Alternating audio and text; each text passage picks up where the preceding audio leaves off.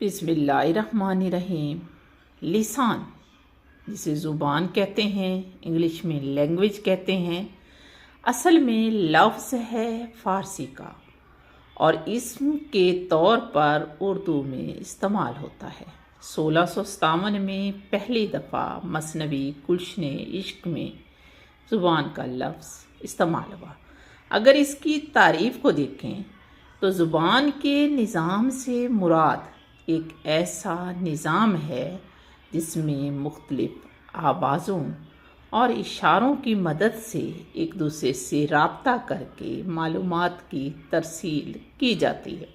یعنی زبان کی مدد سے ہم اپنے جذبات و احساسات، اپنی معلومات، اپنے خیالات دوسرے تک پہنچاتے ہیں۔ تو زبان سے مراد ہمارا نظام ترسیل ہوگا، رابطے کا